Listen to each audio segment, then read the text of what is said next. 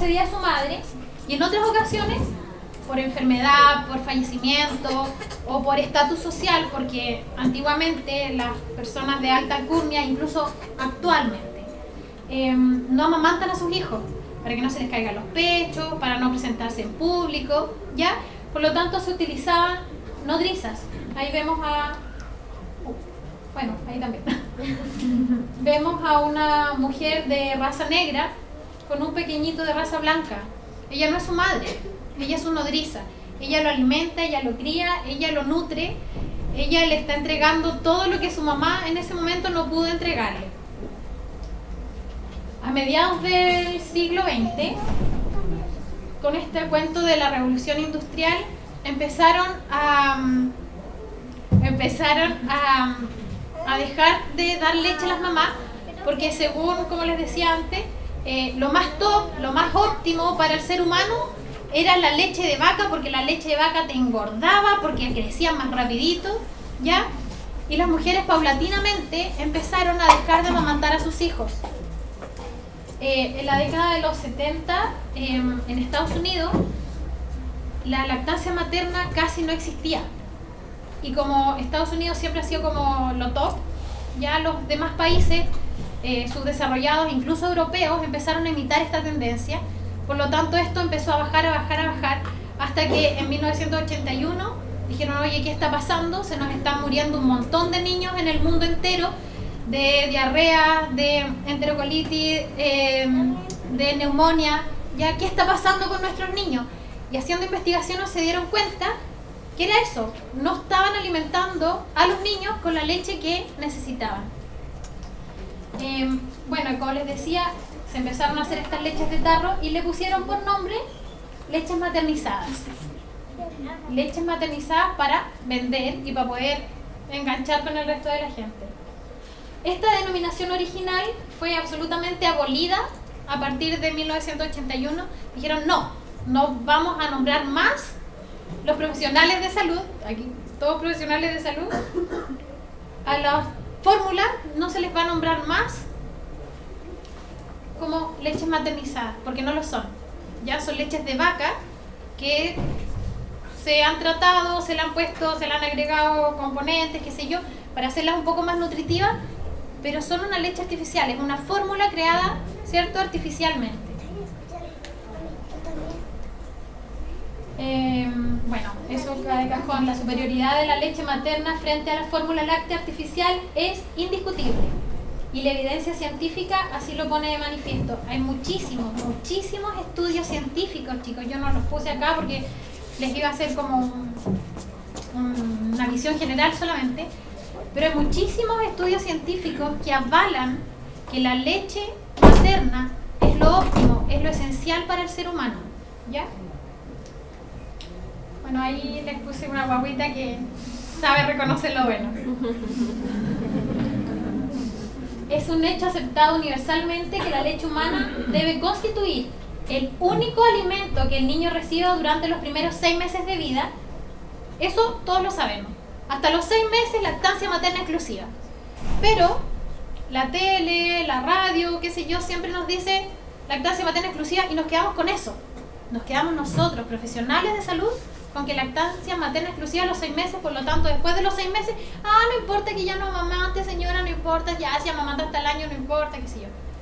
Pero la OMS, junto con las Naciones Unidas, junto con las asociaciones españolas de pediatría, las asociaciones latinoamericanas de pediatría,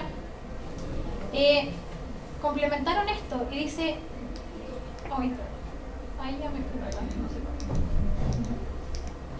qué. Dice, primeros 6 meses de vida, postnatal, ¿cierto? Complementada luego con otros alimentos por 2 años o más, ya que ella es la mejor y más importante fuente nutritiva en esta etapa, garantizándole un pleno desarrollo y crecimiento a los niños. ¿Ya? Por lo tanto, chicos, eso sí que quiero que se les quede grabado, que la lactancia materna no se corta a los 6 meses. A los 6 meses se empiezan a incorporar los otros alimentos, porque la lactancia materna, por supuesto, no va a ser suficiente para un niño de 6 meses y más. ¿Ya? Los beneficios de la leche humana, pequeñísimo resumen. contiene los nutrientes necesarios para el óptimo desarrollo del bebé y del niño. Favorece el vínculo afectivo madre-hijo. La lactancia materna no es solamente comida, ¿ya? Comida de alimento, ¿ya? Sino que es comida espiritual también. Yo cuando amamanto a mi hijo, lo tomo en brazos, lo cobijo, lo consuelo, no le ofrezco la teta solamente para alimentarlo, lo ofrezco para consolarlo, para que mi hijo sepa que su mamá está ahí, y si el papá colabora también con la lactancia materna, va a estar ahí y mi hijo va a tener un apego seguro. Y el apego seguro no significa la media horita o que te lo pongan aquí al tiro cuando nace. Eso no es apego. El apego es lo que yo genero en mi hijo, ¿ya? Como mamá o como cuidadora, porque a lo mejor no es la mamá quien genera ese apego seguro. El apego entonces es esa seguridad que yo le brindo al niño cuando le estoy entregando. Si llora, le estoy entregando consuelo. Si me necesita, estoy ahí. Si se ríe, yo me río con él. Eso es un apego seguro, y los niños no se crían mamones, no se acostumbran a los brazos, ya los niños se crean seguros. Son adolescentes en el futuro responsables, son adolescentes que no necesitan a lo mejor integrarse en un grupo así como, no sé, pues en la esquina, o consumir muchas drogas o qué sé yo, porque saben que eso le hace mal, o sabe cómo, para dónde va lo bueno en la vida, y sabe que si se equivoca, su papá o su persona ahí como de apego, ¿cierto?, va a estar ahí para apoyarlo. Bueno, y eso también con la lactancia materna. Favorece el crecimiento y desarrollo intelectual del niño. La leche de fórmula es un alimento muerto. ¿Ya? Tengo nutrientes, tengo proteínas, tengo grasas, tengo vitaminas agregadas, ¿cierto? Pero es un alimento muerto. La leche materna, la leche de la mamá, es un alimento vivo que se adapta a las necesidades nutricionales del niño en ese momento, ¿ya? Disminuye el riesgo de infecciones gastrointestinales y respiratorias.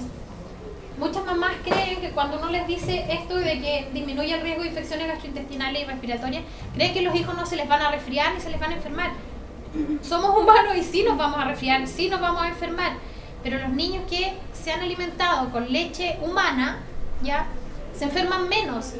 La duración de estas enfermedades son un resfrío común, ¿cierto?, un dolor de guata, a lo mejor una diarrea de repente, pero no es una enfermedad que te deje hospitalizado y que tengas que estar con tu hijo 1 mes, 2 meses, o recurrentemente hospitalizado por una neumonía o una diarrea que se te va a deshidratar el niño. Previene el desarrollo de alergias. Ustedes ya todos lo saben, se producen muchas alergias cuando empezamos a incorporar la mamadera a los niños. Empiezan con el reflujo, empiezan que les duele la guata, o empiezan con la roncha, empiezan a tener mucha más predisposición a otras alérgicas, o sea, a otros alérgenos, ¿cierto?, ya sean ambientales o de otros alimentos, ¿ya? Porque incorporamos la leche de fórmula muy a destiempo, ¿ya? Previene el síndrome de muerte súbita del lactante. Eso también es importante porque con la leche de fórmula los niños quedan tan satisfechos y es tanta cantidad que los niños quedan ahí dormidos. En cambio, con la leche de la mamá, los niños, nosotros podemos estarlos escuchando más, se mueven un poco más y podemos también estar un poco más atentos a ellos. Yo les quiero hablar un poquito, a grosso modo, de los bancos de leche humana. Ahí hay un guaguito que está en protesta. No quiere que le den fórmula, quiere que le den leche de mamá. Los bancos de leche humana son centros especializados responsables de la promoción, protección y apoyo de la lactancia materna, en los cuales se extrae, almacena, conserva, procesa y distribuye la leche humana donada. Ya, eso es un banco de leche, diferente de un lactario. Un lactario chiquillo lo tienen que tener todos los hospitales que tengan pediatría, todos los hospitales que tengan neo, ¿ya? Y el lactario es donde va la mamita, si tiene su guagua, qué sé yo, hospitalizada, o simplemente que tiene los pechos muy llenos, va al lactario, se saca su leche y puede guardar el excedente en un refrigerador. Eso es un lactario.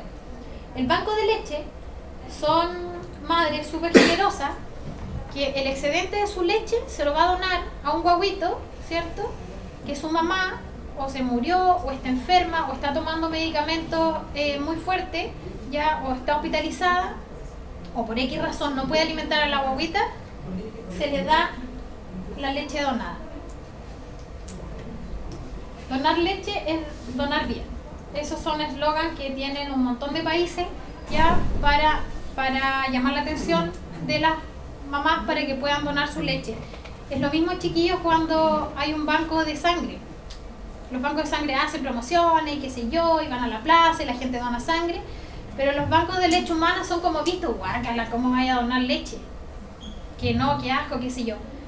Pero ahora van a ver que son súper importantes.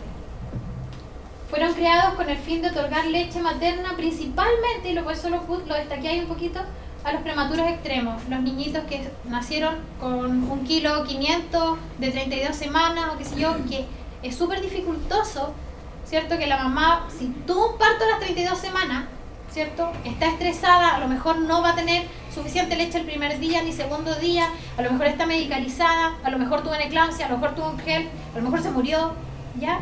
Entonces fue creada en primera instancia principalmente para esos niños, pero también para niñitos con patologías graves, niños que están impedidos de recibir lactancia materna directa de sus mamás, niños de término cuyas mamás tengan insuficiente cantidad de leche el primer día.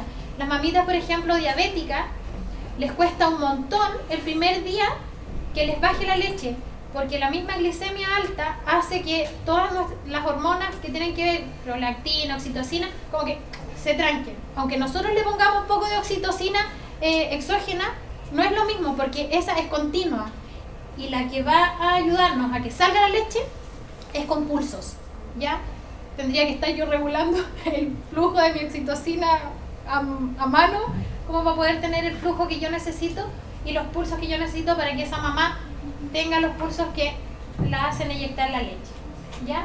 Mamitas con cáncer, porque las drogas que se usan en cáncer sí están contraindicadas en la lactancia, ¿ya? Pero no permanentemente, sino mientras dura la quimioterapia. Bueno, y entre otros. Como les decía antes, la leche humana no es que yo me saque la leche y se la doy directamente a la otra guagua. No. Esta leche pasa por los bancos de leche, ¿cierto? Y ellos garantizan un producto bacteriológicamente seguro y con una calidad nutricional óptima acorde a las necesidades y requerimientos de los bebés. ¿Por qué es segura? Porque primero, no es llegar y decir, ya, yo vengo a donar leche, toma, qué sé yo. No, no es así el cuento. Señora, ¿tiene tatuaje? Señora, ¿ha tenido hepatitis? Señora, ¿se ha hecho examen de VIH? Casi el mismo formulario que seguramente tienen que llenar las personas que van a donar sangre, ¿verdad? Por lo tanto, ya partimos, ¿cierto?, con una seguridad especial. En segundo lugar, la mamá ya aprobada, ¿cierto?, pasó y les pasan en los bancos de leche un gorro. La mamá tiene que ir con el pelo envuelto, una mascarilla. ¿Por qué? Porque los estafilococos ahí pueden caer perfectamente de la nariz y contaminarme la leche. Una bata estéril. Una vez que la mamá se vistió o la vistieron, ¿cierto?, se lava las manos hasta el codo con agua y jabón y se lava su pechuga con agua corriente, no con jabón, con agua, solo con agua. Y después, ahí están las mamitas generosamente, ¿cierto?, donando la leche para un guaguito que lo necesita. Puede ser en forma manual, estas señoras ya se les enseñó seguramente cómo extraerse la leche, o ya tienen experiencia porque por el color de la leche veo que seguramente es una leche madura, que ya llevan un mes lactando, mínimo un mes lactando, ¿cierto?, que ya tienen un poco más de experiencia. En los bancos de leche hay gente especializada que les ayuda a las mamás, que les dice, oye mamita, ¿sabes qué? Se hace de esta manera, cálidamente, ¿cierto? No es que ya aquí pase para allá y haga esto, no. Ya es todo un ambiente súper cálido. Después que se sacan esta leche, es procesada en centros recolectores, ¿cierto?, en donde hay que pasteurizarla, pero también hay que conservar sus cualidades biológicas, porque si no, ¿de qué me sirve en realidad darle leche a mi guagua o a otra guagua si en realidad le estoy dando un alimento muerto. No, acá se trata de preservar, ¿cierto?, este alimento vivo. La pasteurización es un tratamiento aplicado a la leche humana que produce la inactivación térmica, miren, del 100% de las bacterias patógenas, ¿ya? Eso es súper importante porque si queda algún residuo de otra, esa bacteria o ese patógeno no va a ser patógeno en realidad, ¿ya? ¿Y cómo se hace esto? Me pasé, no sé para dónde. No, pasé. No sé para dónde me fui. ¿Puede ser? Sí. Ya, y esto se hace a 65 grados Celsius, o sea, 62,5 por 30 minutos.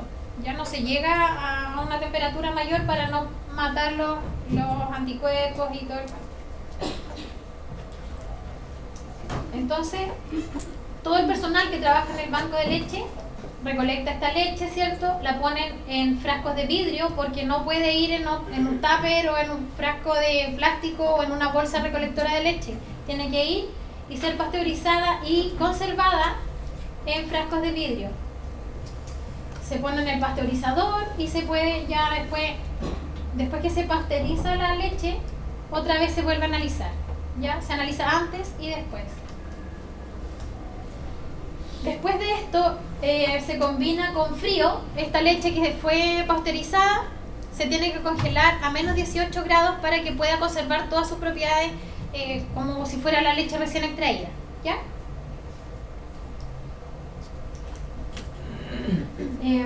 Bueno, después que se realizó todo esto, ¿cierto?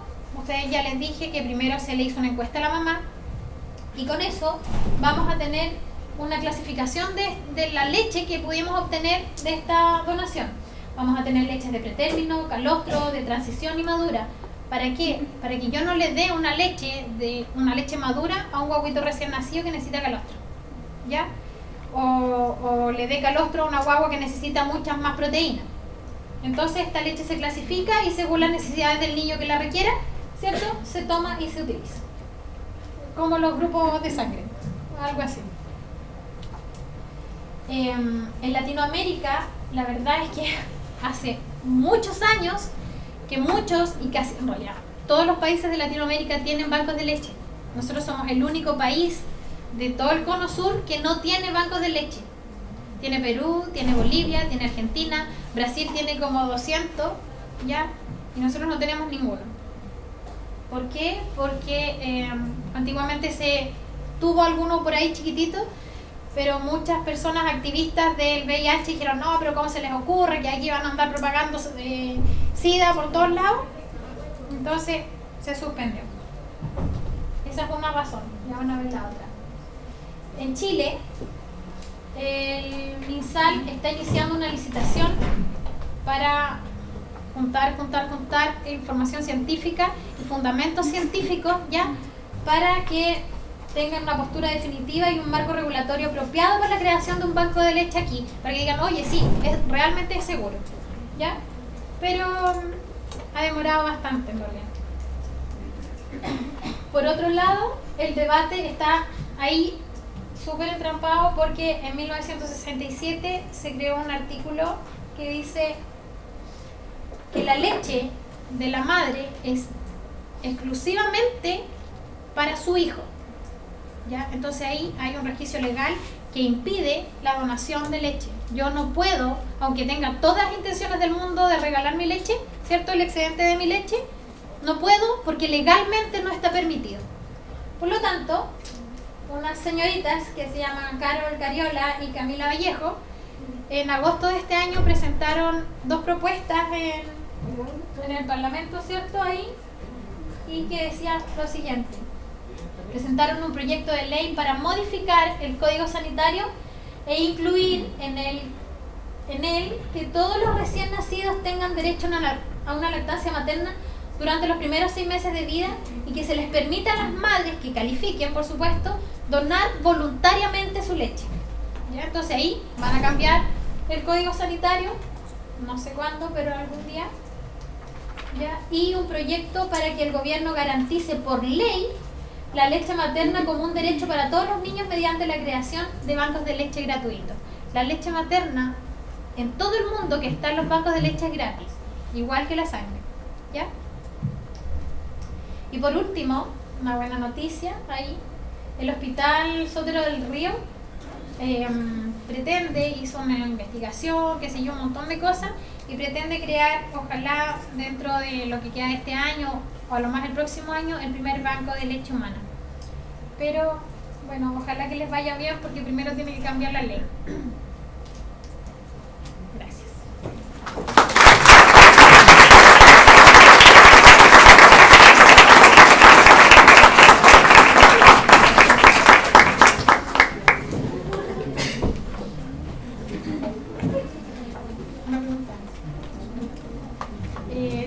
Una pregunta, porque eso hice harto hincapié ahí.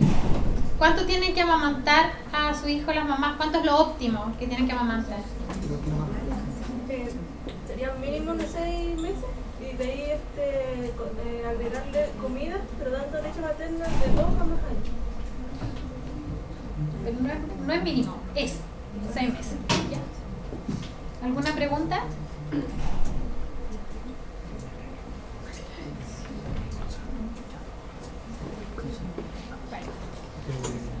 Ya.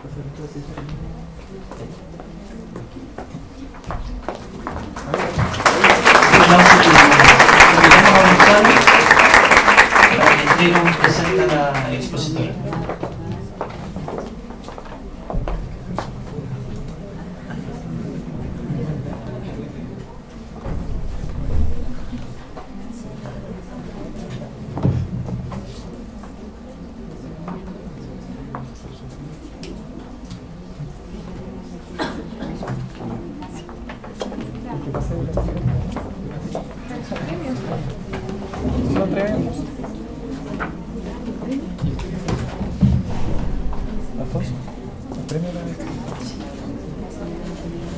Un aplauso para ella.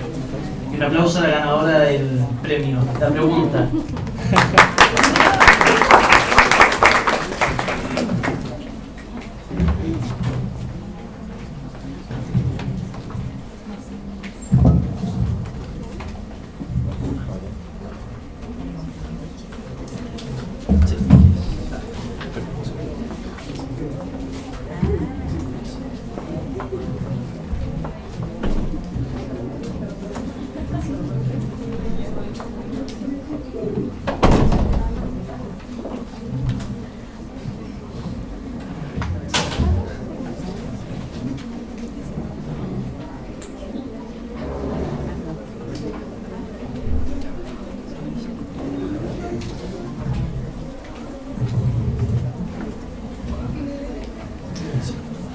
A continuación, un reconocido ginecobstetra de la ciudad de Valdivia nos expondrá acerca de nuevas guías de manejo de monitoreo fetal intraparto y aplicaciones para smartphone. Dejo con ustedes al doctor Pablo Moore.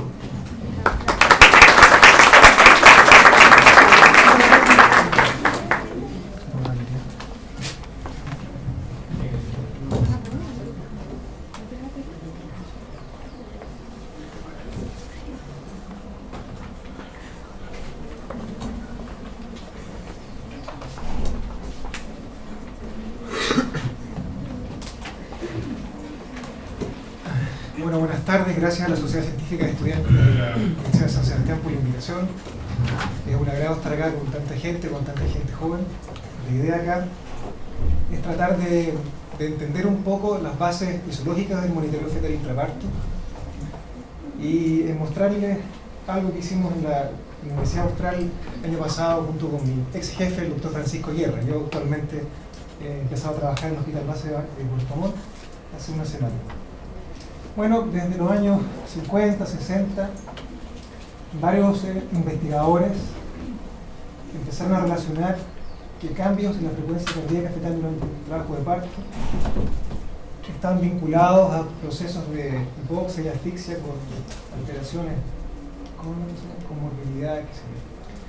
Lo importante es que estos cambios de frecuencia cardíaca fetal intraparto están relacionados con mecanismos adaptatorios que tienen los recién nacidos hasta el año, 2 años, en relación a la hipoxia. Aquí vemos estos niños que se les enseña a nadar, tienen pocos meses y ellos en forma automática regulan, bajan su frecuencia cardíaca, disminuyen su consumo de oxígeno y pueden adaptarse. En los años 80, 90 aparecieron diversas categorías o categorizaciones para describir y trabajar estas alteraciones de frecuencia cardíaca, darle riesgos diversos. Y al final de la presentación les voy a mostrar esta clasificación que nosotros logramos conocer hace un año atrás con la llegada de dos importantes colegas, uno japonés y otro norteamericano, que estuvieron en nuestra universidad. Bueno, vamos a lo básico. Para la vida y el funcionamiento celular del feto y de todos nosotros requerimos respiración celular aeróbica, ¿no es cierto?, necesaria para conservar nuestra homeostasis. Un evento hipóxico durante el trabajo de parto puede comprometer esta respiración celular y puede desencadenar obviamente morbo y mortalidad perinatal y secuelas a largo plazo que conocemos. ¿Cómo se origina o cómo llegaba una adecuada respiración celular fetal durante el trabajo de parto? Bueno, en primer lugar, una oxigenación materna adecuada.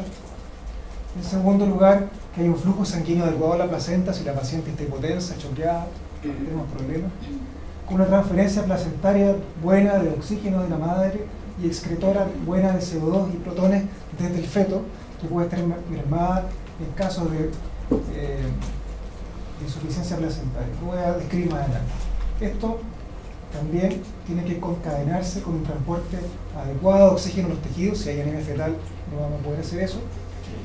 Y lo mismo, tiene que haber una entrega también buena de oxígeno definitivamente al tejido. Y de esa forma tenemos una respiración celular aeróbica normal en el feto. Entonces, si tenemos hipoxemia o hipotensión materna, esta cascada se va a alterar.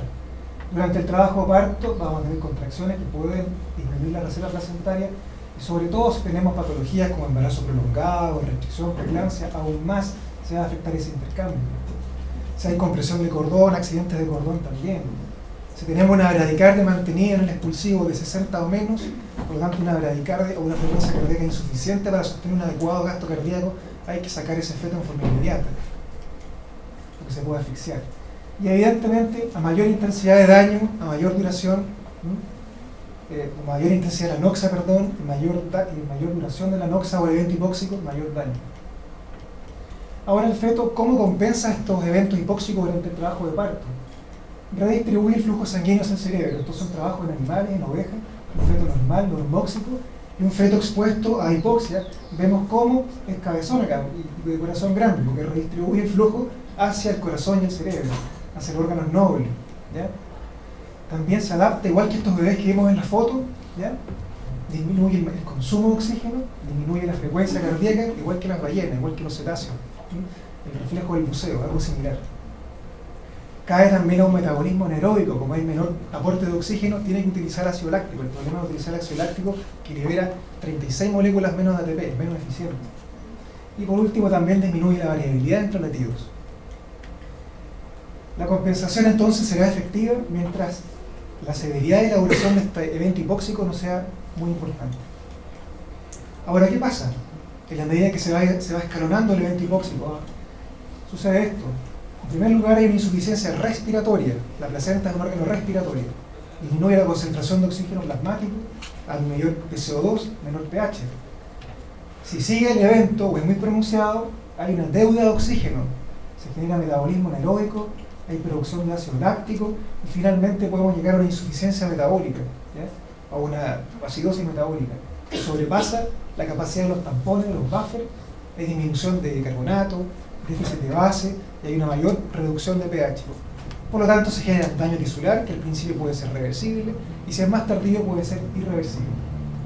¿Cómo determinamos durante el trabajo de parto que cierto feto, que el feto que estamos monitorizando está en riesgo de una hipoxemia, de evolucionar a acidosis metabólica o de ya estar en una acidosis establecida? Bueno, mediante el análisis de patrones de frecuencia cardíaca fetal intraparto, como vemos acá. ¿Ya? En un entorno clínico determinado, no da lo mismo estar con un embarazo de 42 semanas que con un embarazo de 39 semanas fisiológico, con una mujer que está sangrando o con una paciente que no tiene nada. La prevalencia de la acidemia en ese caso es más alta. Ahora, estos patrones reflejan la adaptación fetal a la hipoxia, ¿ya? La baja frecuencia cardíaca, la disminución de variabilidad, etc.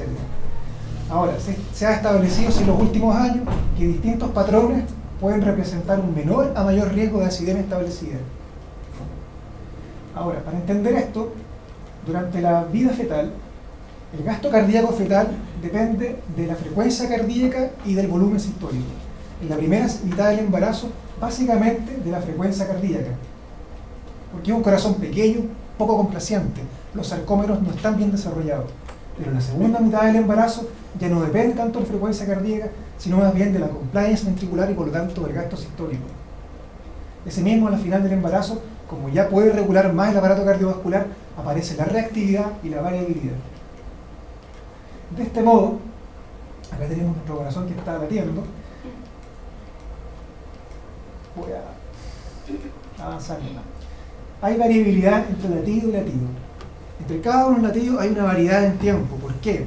Porque en el fondo el cerebro medio, el mesencéfalo o el sistema nervioso central va regulando lo que hace el cuerpo. Si el feto mueve un brazo, tiene que aumentar un poco la frecuencia cardíaca. Si mueve otro brazo, igual. Si mueve un dedo, mueve menos. Está constantemente manejando, está así. Si hay una curva, se mueve acá. Está siempre regulando. Siempre tiene que haber esto. Tiene que haber variabilidad en la frecuencia cardíaca. Cuando no hay variabilidad, tenemos un problema. Bueno, y esto es lo mismo. Frank Starling, en el fondo, a mayor volumen, volumen sistólico. Ahora, analizamos la frecuencia cardíaca fetal mediante la variabilidad, la frecuencia basal durante 10 minutos, y voy a explicarlo luego, la presencia o no de desaceleraciones. Uno puede entenderlo como cambios adaptativos. La variabilidad entonces se grafica de la siguiente manera: con un aparato que es un transductor doble detecta cada latido, ¿ya?, en el tiempo, y calcula el tiempo que hay entre cada latido. Lo divide, hace 60 segundos partido por el intervalo de tiempo, y calcula una frecuencia cardíaca para cada intervalo. De modo tal que se obtiene en el papel esto. No es mi intención que se entienda todo o hacer un curso de monitoreo fetal ahora, pero por lo menos entender la generalidad. Entonces graficamos en el tiempo esta variabilidad, este manejo, ¿ya? Cómo el feto se va adaptando a los cambios que hay en cada instante dentro de su cuerpo, ¿ya? ¿Se fijan? Es variable. Entre latido y latido hay variabilidad. Ahora, esta variabilidad, ya hace unos años atrás, se puede clasificar en moderada si esta amplitud es de 6 a 25, en mínima si es menos de 5 latidos por minuto pero es presente, o en ausente si es absolutamente indetectable. Pero también puede ser marcada, es decir, si alguien está medio ebrio, ¿qué le pasa? Sea por un lado o sea por el otro lado. Entonces la variabilidad aumenta, ¿ya? Ahora, una extensión de la variabilidad es una aceleración, pues si el feto empieza a moverse, ¿no es cierto?, rascarse la cabeza, y no es variabilidad, es una aceleración. Entonces es aún más reactivo si hay aceleración. Bajo las 32 semanas, la aceleración se considera de 10 segundos, de 10 latidos por 10 segundos, sobre las 32 semanas de 15 y 15. Pero eso ya todos lo saben. ¿Qué es lo que es un trazado sinusoidal? Es un caso extremo. Cuando hay una pérdida de la variabilidad latido-latido y vemos ondulaciones en el trazado. No es plano, pero es un trazado así. Realmente hay una pérdida de control del sistema nervioso central. Esto. ¿Se fijan? Es ondulante.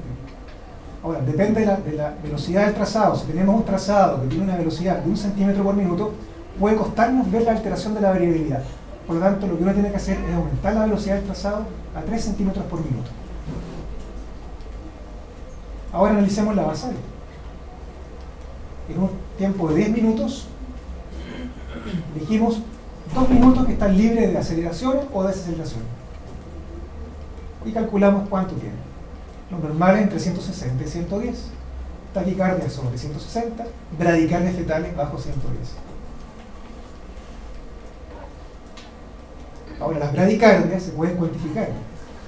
Es una emergencia inmediata sin un trabajo de parto y una bradicardia menor a 60. Ese feto se va a asfixiar. Ahora, si tiene entre 80 y 60, puede aguantar un poco más de tiempo, pero igual hay que considerar la interrupción dentro de 10 a 15 minutos. Vuelvo a insistir, una bradicardia de 60 no alcanza a sostener un adecuado gasto cardíaco. Ahora, las desaceleraciones, que es otro patrón que ya está establecido, pueden ser precoces. Estas son de inicio gradual, desde el inicio hasta el fondo duran más de 30 segundos, uno lo puede ver en el trazado, y se coinciden con el pic de la contracción. No importa la profundidad. Las tardías también son graduales, eso es muy importante, también duran más de 30 segundos desde el inicio hasta el fondo, y son tardías en relación al pic de la contracción. También las podemos clasificar de acuerdo a su severidad, riesgo de acidemia, en leves, moderadas y severas. De este modo, en este trabajo antiguo, son trabajos antiguos la mayoría de los trabajos de monitoreo fetal intraparto, porque obviamente hoy en día, ¿quién va a hacer un trabajo de ese estilo? De ese estilo no se puede hacer. Entonces la casuística que hay es casuística antigua. Este es un trabajo del año 75. Entonces vieron acá, se pueden ver aceleraciones tardías, leves, moderadas y severas, que independiente de la variabilidad, el riesgo de acidemia es mayor. Pero claramente si tiene variabilidad disminuida, es aún mayor. La aceleración tardía con variabilidad disminuida o ausente son riesgos muy altos de acidemia fetal. Ahora, las variables son deceleraciones sobre todo abruptas. Eso es lo que importa, que desde el inicio hasta el fondo duran menos de 30 segundos. No son suaves como las precoces o las tardías. Pueden ser sí variables en relación a la contracción. Por eso antiguamente se llamaban variables en relación a la contracción. Pero lo más categórico o lo más definitorio es la velocidad en que se instalan. Y se clasifican según su severidad, dependiendo hasta qué tan fondo llegan. Si llegan sobre 80 son leves, entre 70 y 80 moderadas, y si bajan los 70 latidos por minuto es una deceleración variable severa. Claro que para ello tiene que estar a lo menos sobre 10 segundos con esa frecuencia cardíaca baja. No, insisto que no pretendo que retengan todo, pero por lo menos una idea general. Entonces, de esa manera, las deceleraciones variables pueden clasificarse en leves, moderadas y severas. Y por lo mismo, mientras más acentuada es la deceleración variable, independiente de la variabilidad, hay mayor riesgo de acidemia fetal. La acidemia fetal se define como un pH arterial umbilical de 7.15 al nacer, un déficit de base de menos 12. Esta es una deceleración prolongada que desde el inicio a la recuperación dura entre 2 a 10 minutos. ¿Ya? No es bradicardia porque no dura más de 10 minutos. También se puede clasificar en leve, moderada y severa. Por lo tanto, está establecido que ciertos patrones de frecuencia cardíaca se asocian a riesgo de acidemia fetal. A mayor profundidad de las aceleraciones y a menor disminución de la variabilidad. Entonces, el clínico, todos nosotros estamos expuestos a eso. Tenemos la paciente en particular, ¿y qué será? El problema es que tenemos muchas variables. La basal, normal, taquicardia, bradicardia. La bradicardia puede ser leve, moderada, severa. La variabilidad marcada, moderada, disminuida. Las deceleraciones son variables, tardías prolongadas, bla, bla, bla, bla, bla, bla. Tenemos todas esas posibilidades. Y de ahí la complejidad del análisis del monitoreo fetal. Y por eso es tan poco reproducible. Cuando ustedes hagan su internado, si es que lo han hecho, van a ver que uno dice una cosa y el otro dice otra cosa. Pero ¿cómo no hiciste esto? ¿Por qué lo sacaste antes? Ese es el problema del monitoreo intraparto. Y esto es lo que sucede. Uno la piensa, no se ve bien, uno sale corriendo, uno qué pasa, etcétera, etcétera, etcétera. Entonces hay que protocolizar. Y para eso está el concepto de la seguridad en medicina y sobre todo en obstetricia. Cuando uno opera a una paciente, o cuando uno está en el parto con la paciente, es como subirse a un avión.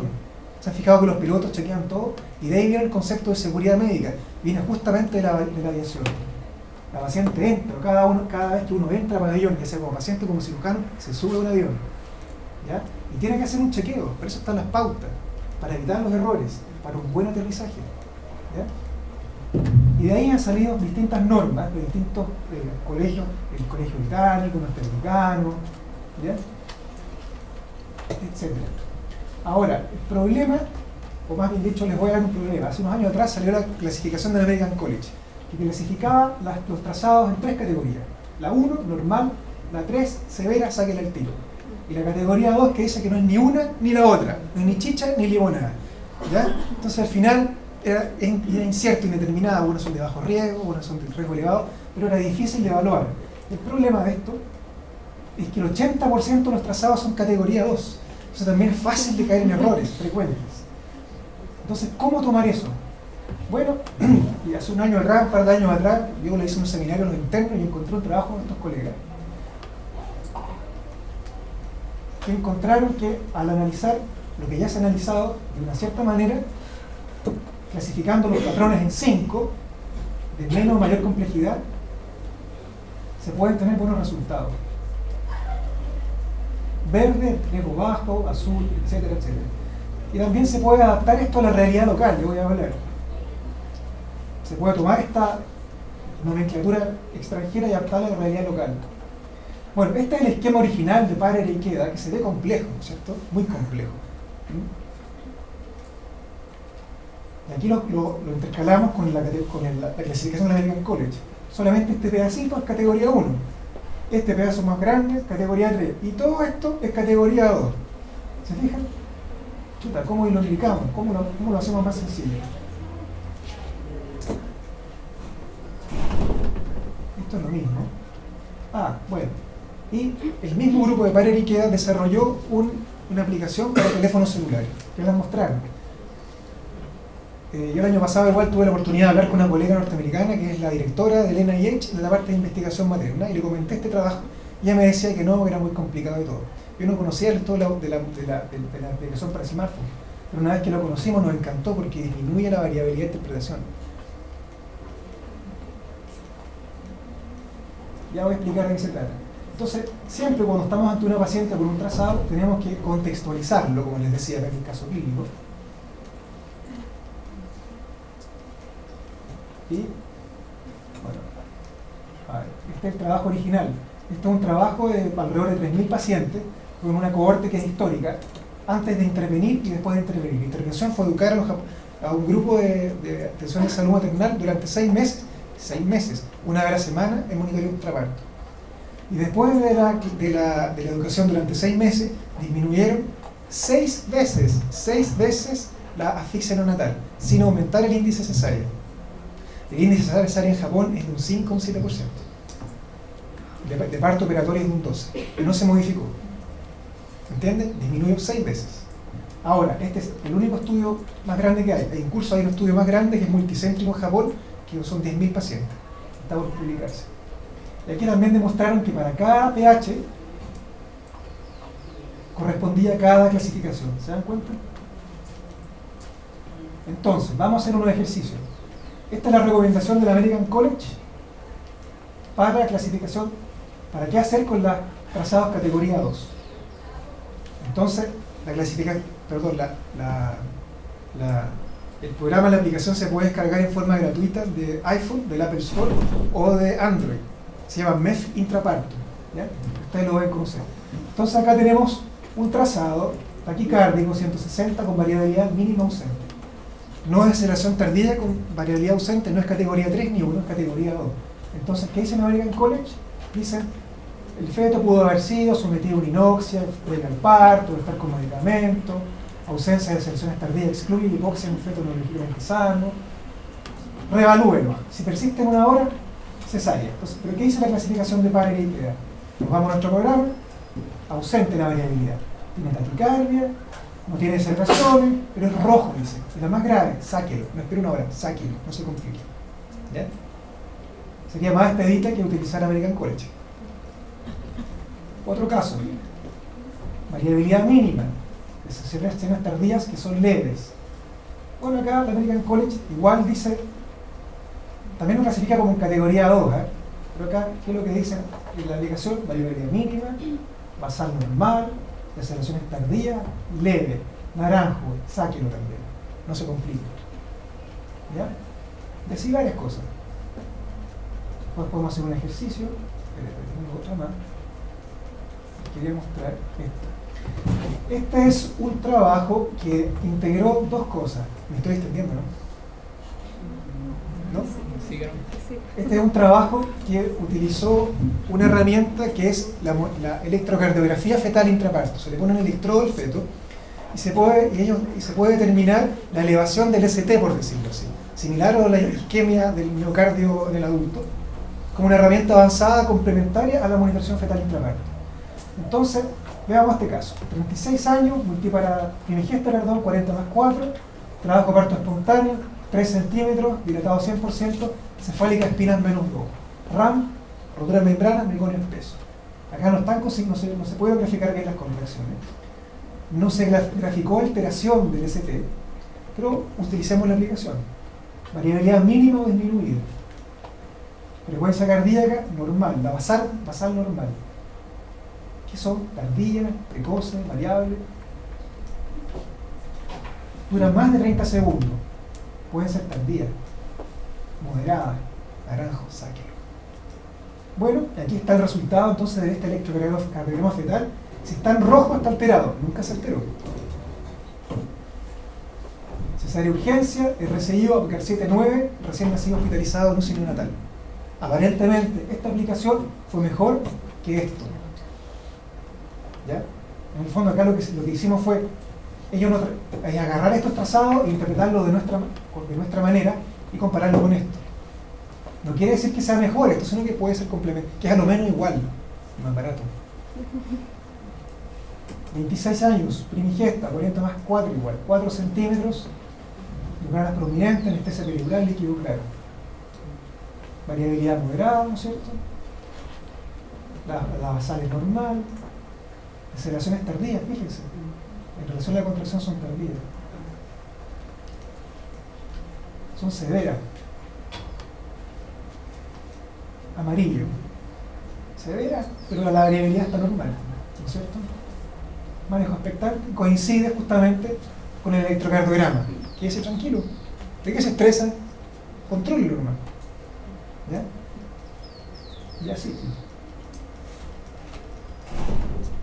Ya, volvamos acá. Tenemos este caso acá. 23 años, primigesta, 41 más 6. Ese es el contexto clínico, tiene 41 más 6. El riesgo de insuficiencia placentaria es muy alto. No es lo mismo que tener 39 semanas.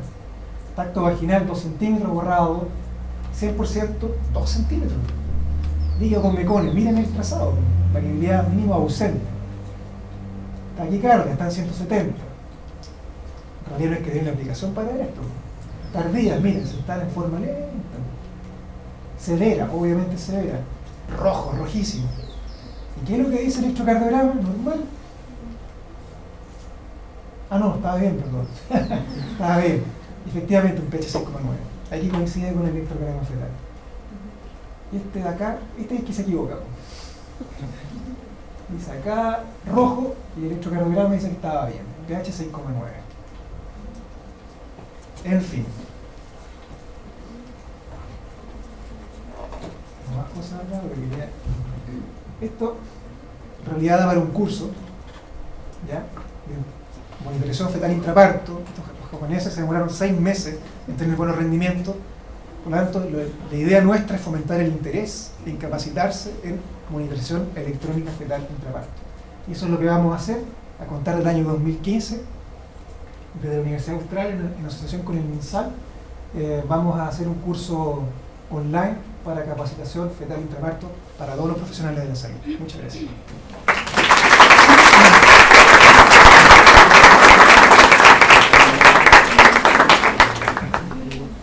Ya, entonces vamos a las preguntas. Voy a poner un trazado y ustedes me dicen si quieren. ¿Qué les parece? Le vamos a preguntar al doctor Sivan.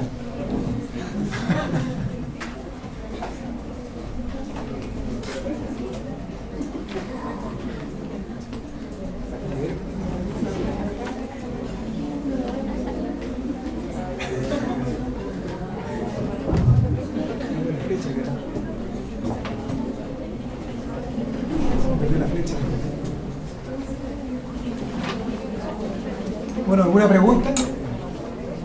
¿No? Y aquí vamos con este.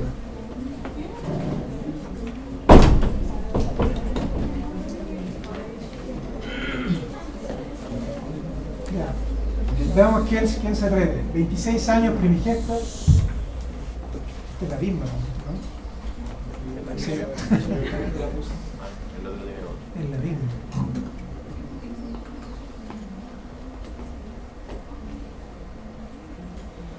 Ya.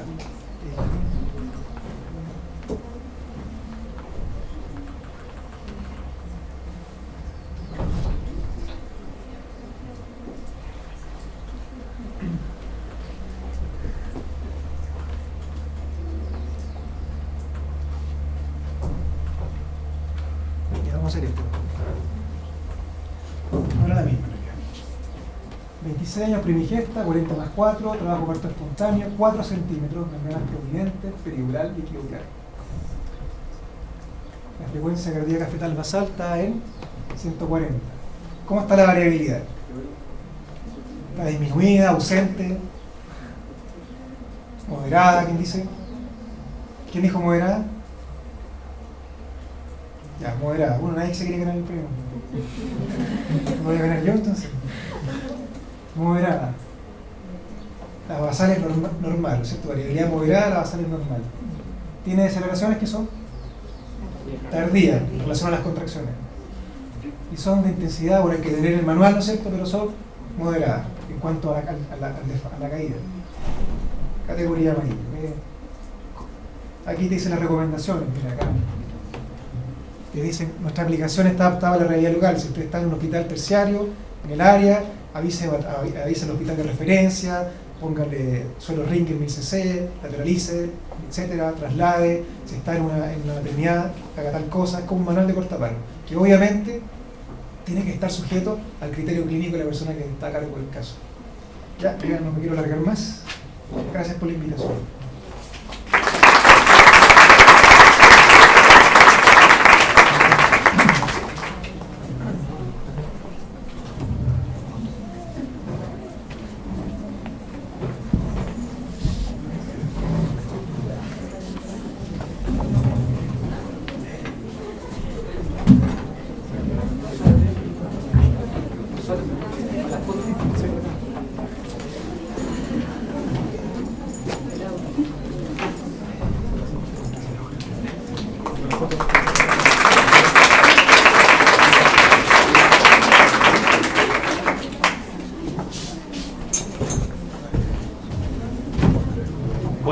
Prosiguiendo con la jornada, un destacado ginecólogo del Hospital de Puerto Montt y docente de la Universidad San Sebastián nos sorprenderá con Mythbusters del embarazo. Preguntas, mitos y realidades. Un fuerte aplauso para el doctor Enrique Sigan.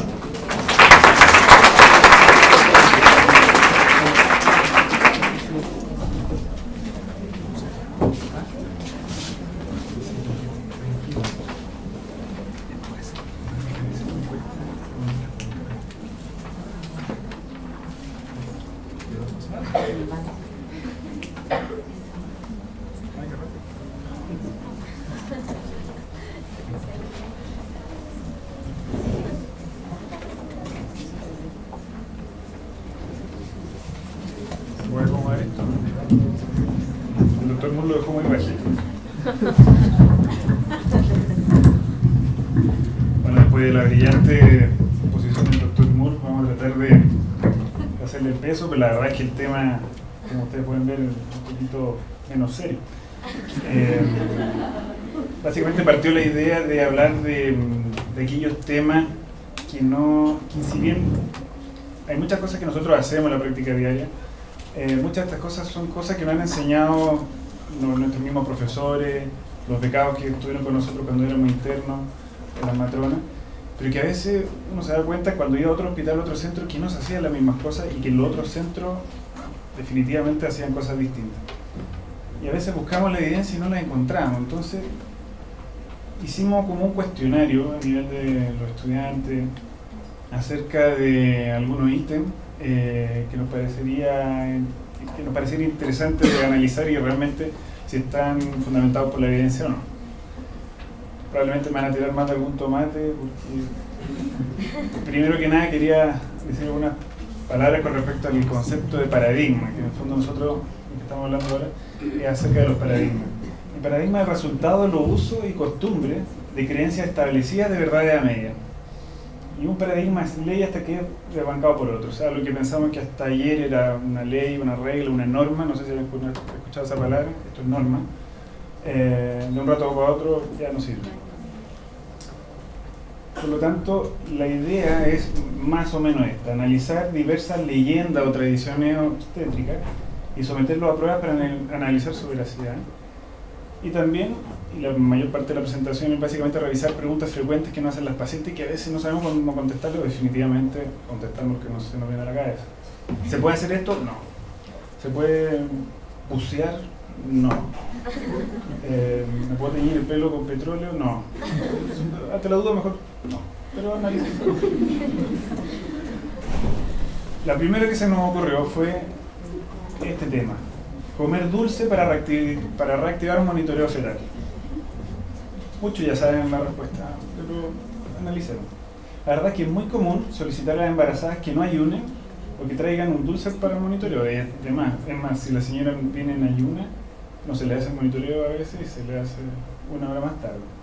Ahí, bueno, le piden, a veces las señoras vienen con la bolsa entera de negrita, de bolón. La verdad es que es bien difícil determinar cuál es la dosis. Porque justamente se plantea ese problema. ¿La paciente diabética le damos o no le damos? ¿O qué producto le damos? ¿Un juguito? ¿Un dulce? ¿O en qué dosis? Aunque no lo crea, hay gente que se preocupó por este tema y lo buscó. Entonces, la idea básicamente es esta. Tenemos un monitoreo no reactivo, aplicamos Sanenu y milagrosamente o mágicamente tenemos un super monitoreo. Esa es más o menos la idea central y lo que queremos analizar. Bueno, la verdad es que hay 2 estudios con 708 pacientes, o sea, la gente se preguntó lo mismo y estudió. Y se dieron el trabajo de estudiarlo. Y en estos 2 estudios se hizo un metaanálisis con la siguiente pregunta: si la administración de glucosa materna ante parto mejora o no la eficiencia del TNS. Y la respuesta fue no. No disminuyó la tasa de monitoreo no reactivo. Por lo tanto, nuestro primer mito es destruido. No, así que si vienen en ayuna, no vengan en ayuna, da lo mismo, háganle el monitoreo igual, si es gordita sobre todo, no le den más comida. Ahora, ¿qué hacer? Si el monitoreo se me está alargando, ¿hasta cuánto esperar? Bueno, se dice que uno podría esperar hasta los 120 minutos, hasta que se haga reactivo, puede ser que es reactivo uno. Entonces, pero también hemos visto que la matrona a veces hace como ruido, aplaude o hay alta bulla para ver si podemos reactivar ese monitoreo. Ya no le demos comida, pero démosle música. Entonces, se han visto trompeta en sí, no, pero bocina, la bocina como los autos antiguos, no sé si lo... ¿Se ven bocina? Al celular he visto también. Y la pregunta, ¿es útil? ¿Ya? Ahora poniéndose serio, busquemos Cochrane. La verdad es que hay 2 estudios, 6.822 pacientes. Y la verdad es que sí, reduce la tasa de TNS no reactivo, reduce el tiempo de examen en un 7% y disminuye los TNS no reactivos en 40%. No es que una guagua, un feto sin reactividad, o sea, con un problema, la estimulación vibroacústica lo mejora, sino que nos mejora los falsos positivos. Por lo tanto, confirmado el mito. La estimulación vibroacústica es útil para cortar el tiempo de monitoreo. ¿Qué más nos preguntamos? No sé si lo han escuchado, porque esto la verdad es que es más local. La hidratación en síntoma de parto prematuro. Bueno, primero definamos lo que es síntoma de parto prematuro, porque a veces un par de contracciones locas ya es derivada a la paciente con síntoma de parto prematuro. Pero la verdad es que síntoma de parto prematuro es aquella paciente cursando un embarazo de pretérmino, con contracciones regulares y dolorosas asociadas a cambios cervicales. Sin embargo, con esta definición, más o menos un 50%, nomás, hasta un 50% nomás de los embarazos con síntoma prematuro antes de las 34 semanas terminan teniendo un parto prematuro.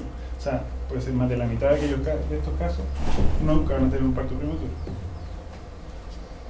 Y buscando el tema de la hidratación, buscando la evidencia, la verdad es que como que no encontré nada con respecto a hidratar forzadamente a una paciente como para hacer un triage o una selección, las pacientes con falso o verdadero síntoma de parto prematuro. La verdad que el triage que se propone en varias guías clínicas en la American College es basado en la cervicometría, en la eco transvaginal, en la cual una cervicometría mayor de 30 milímetros se considera de bajo riesgo. Esta paciente, obviamente, habiendo descartado infección o sintomatología o signología de infección, uno le hace la cervicometría, encuentra 30 milímetros, esta paciente lo puede dejar en reposo 4 a 5 horas, repetir la cervicometría hasta igual y mandarlo para la casa. La cervicometría menor de 20 milímetros considerada alto riesgo y es así: hospitalizar, corticoides, frenación, topolítico, todo lo tradicional.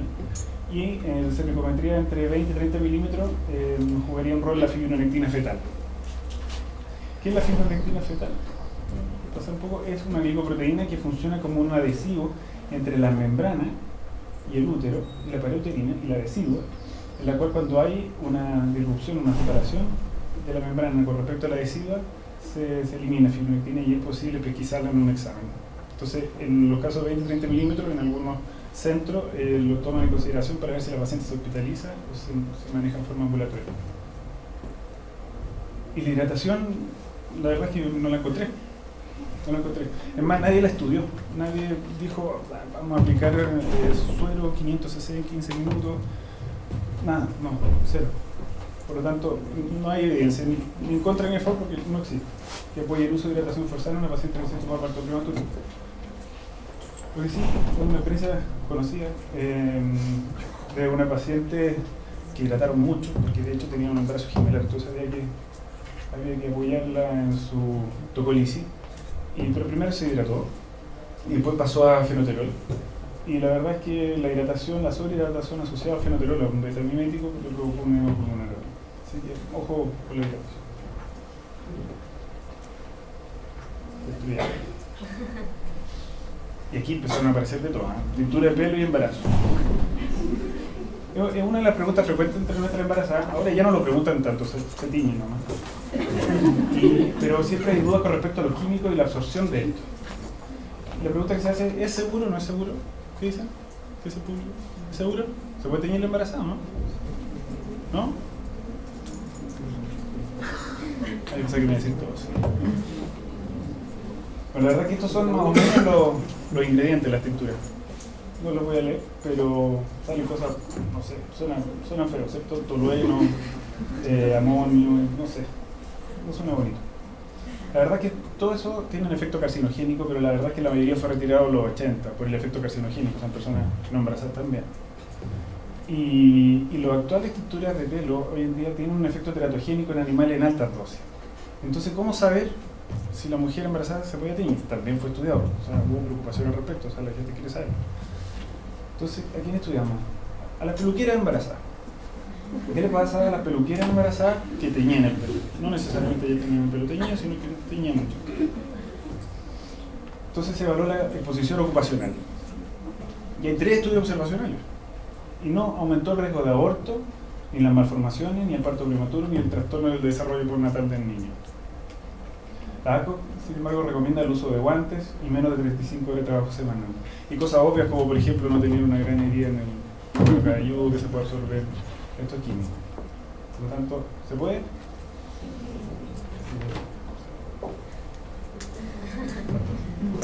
Faltó el sonido. Cafeína. ¿Algo hablar de la cafeína? Sí.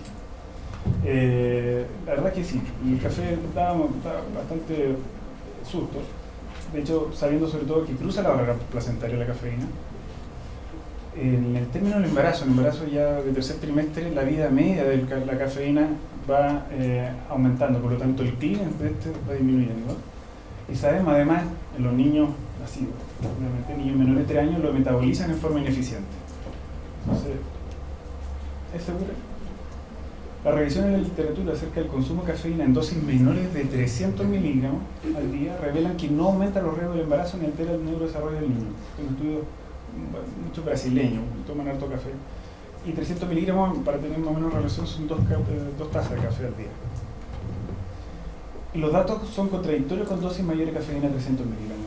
Por lo tanto, ante la pregunta si es segura, sí, es segura siempre y cuando no pasen las 2 tazas de café al día. Por lo tanto, confirmemos que la cafeína es segura en esa dosis.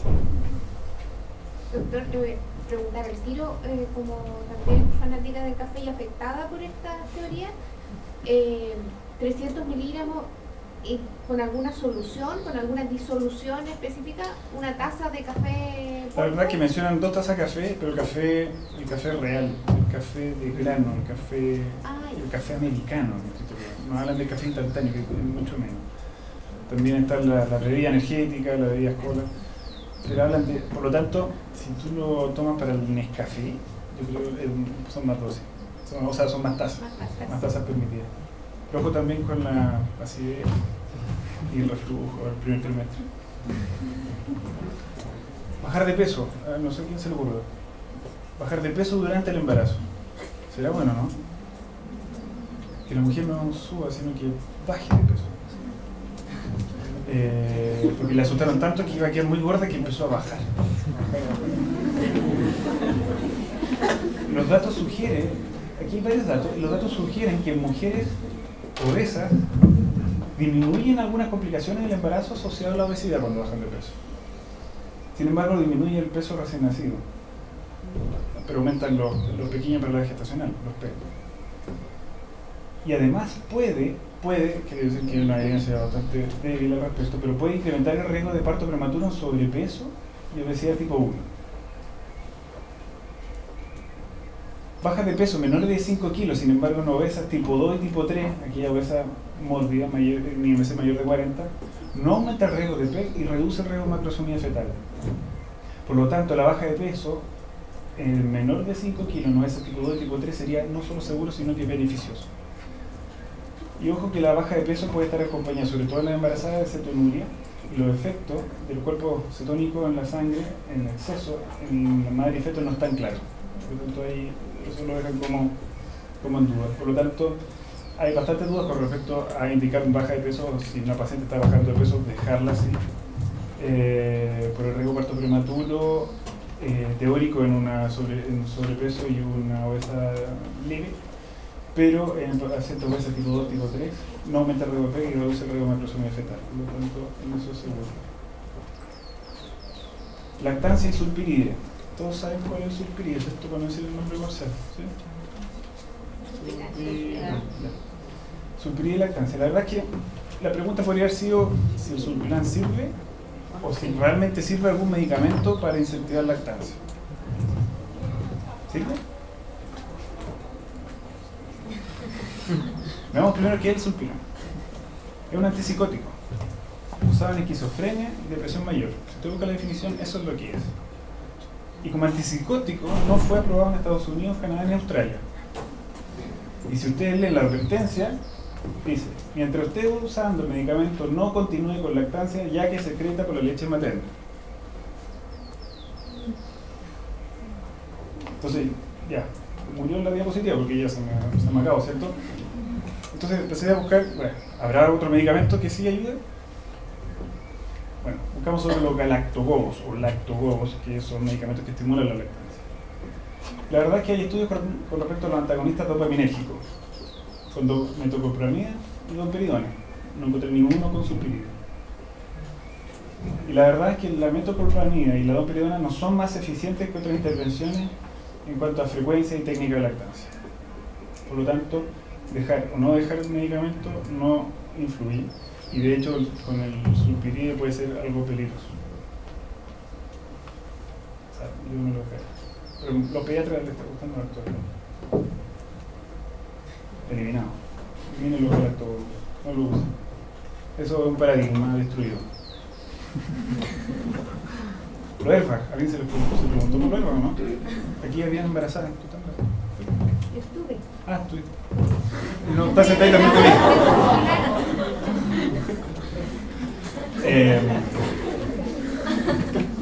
La verdad es que muchas veces empiezan a sentarse atrás, porque el airbag puede impactarle. La verdad es que también hay gente que se preocupa por esto, incluso muchas veces la industria automotriz, pero hay poca evidencia acerca de los efectos. Y hay un estudio cohorte retrospectivo. La verdad es que se analizaron 3.000 embarazadas involucradas en accidentes automovilísticos. De ellas, 2/3 se desplegó el airbag versus 1/3 que sí se desplegó. Obviamente las que se desplegó el airbag, uno debería pensar que el choque fue un poco más violento, ¿no? Y la verdad es que hubo un leve incremento del riesgo de síntomas de parto prematuro en las pacientes que recibieron el impacto del airbag, sin un aumento de parto prematuro. ¿Entiendes? O sea, llegaron con dinámica, quizá con alguna modificación cervical, pero no aumentó el parto prematuro. Y la ACO recomienda el uso de cinturón de seguridad. La verdad es que no puse ese tema, obviamente que usar el cinturón de seguridad, ¿cierto? Con esa técnica. Y no apagar el airbag. O sea, debe usar airbag. El airbag, y más asociado al cinturón de seguridad, salva la vida de la madre, por lo tanto hay que usarlo. ¿De acuerdo? Lo que no le parece, la evidencia me apoya. Confirmo. Las termas, ¿le has preguntado? ¿No? ¿Puedo ir a las termas? Como que se le ocurre ir a las termas cuando se embaraza. Y la verdad, cuando la primera vez que me lo preguntaron, como obvio, sí, ¿por qué no? Porque en realidad las termas nunca llegan más de 35 grados, ¿no? Uno piensa el cuerpo materno, 37 grados, una terma llega a eso, ¿cierto? 36.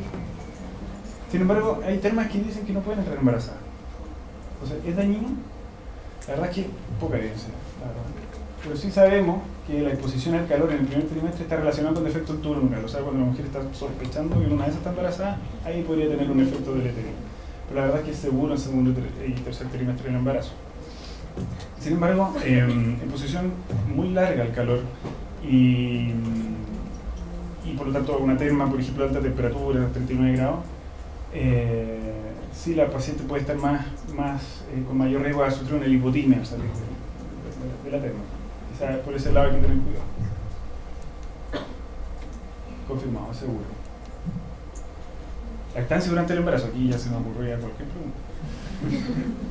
Uno dice, sí, ¿cuál es el problema? Pero en realidad se dice que la estimulación de los pezones puede aumentar las contracciones, esa niñita está como grande, y ¿qué sabemos de la lactancia durante mientras estaba esperando su guagua? La verdad es que el suministro de leche disminuye y también cambia la composición de la leche. Aumenta el sodio y la proteína y disminuye el potasio, glucosa y lactosa. Y además sabemos, ¿qué más sabemos? Que la solución estimula las contracciones uterinas. Por lo tanto, la verdad es que no tenemos datos sobre los efectos del embarazo complicados, no sabemos. Sin embargo, se recomienda suspender la lactancia a las 24 semanas de gestación en embarazos complicados, sobre todo de alto riesgo de síntoma de parto prematuro. Pero ahí no tenemos evidencia, no pude ratificar o destruir el mito. Si es que podemos llamarlo mito, no sé. Ejercicio y embarazo. Esto sí que es frecuente la pregunta. Es más, no lo preguntan, te avisan. Que se salieron del gimnasio apenas supieron que estuvieron embarazadas, o en el gimnasio le dijeron que se vayan, aunque ya hayan pagado la cuota semestral recién, y fueron un mes y se salen. O le dice, mira, que se afirme bien, y cuando ya tenga 12 semanas vuelve y ya se descamina atrás. ¿Cuál es la evidencia? La verdad es que el ejercicio de embarazo sí se actúa harto y previene el aumento excesivo de peso, mejora la condición física, reduce la molestia lumbar. Las pacientes por lo general son pacientes menos quejumbrosas, al aumentar menos de peso tienen obviamente menos molestia. Reduciría el riesgo de diabetes, preeclampsia y necesidad de una cesárea. Y no incrementa el riesgo de parto prematuro y no incrementa el riesgo de aborto espontáneo. El riesgo de aborto espontáneo es el mismo. Lo que pasa es que si tú la mandas a hacer gimnasia a las 8 semanas y justo tiene la mala suerte de tener un aborto espontáneo, puede que te lo achaque a la indicación del gimnasio, pero no aumenta el riesgo de aborto. Bueno, obviamente con mucho cuidado qué ejercicio le estamos indicando. Nada muy activo. Confirmado. Se puede. Se debe, de hecho esto se debe indicar. Ahora parte ya, uno debería ser más activo en la indicación del ejercicio durante el embarazo. No va al gimnasio, ahora empieza a ir. El uso del paracetamol, eso sí lo indicamos siempre. Me duele la cabeza, paracetamol. Me duele la garganta, paracetamol. Me duele la espalda, paracetamol. Ahí está, embarazada le duele la cabeza. ¿Qué sabemos realmente del paracetamol? Sabemos poco, pero es ampliamente utilizado, muy utilizado.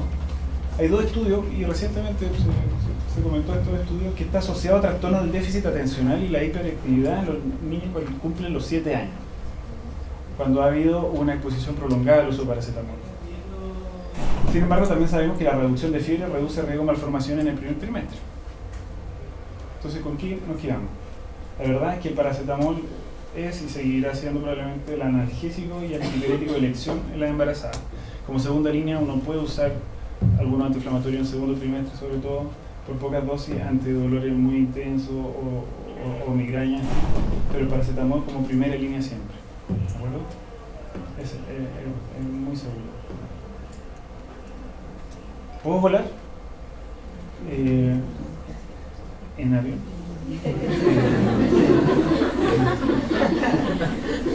La verdad es que por lo general hasta uno le parece duda hasta cuándo una línea aérea permite subir a la paciente a un avión. Por lo general hasta las 37 semanas no hay problema. Obviamente hay que tener en cuenta el largo del vuelo, si es que tiene un riesgo inminente de un parto prematuro. Obviamente uno va a desaconsejar ese viaje cuando viajen, hidratarse bien, mover las piernas, correr con trombosis. Pero ¿qué dice la evidencia con respecto a los viajeros? La verdad es que dice cosas interesantes. Bueno, los vuelos en aerolíneas comerciales son seguros y se ha medido la frecuencia cardíaca fetal. Y la frecuencia cardíaca fetal no cambia durante el vuelo. Estudios observacionales revelan un aumento mínimo, pero fue significativo, en el riesgo de aborto en azafatas. O sea, las azafatas tendrían un mayor riesgo de aborto espontáneo. Y en las pasajeras frecuentes, o sea, pasajeras que vuelan con frecuencia, aumenta el riesgo de parto prematuro. Pero no comparten los riesgos con las azafatas ni las azafatas con los pasajeros. ¿Por qué? No sé, es lo que dicen los estudios observacionales.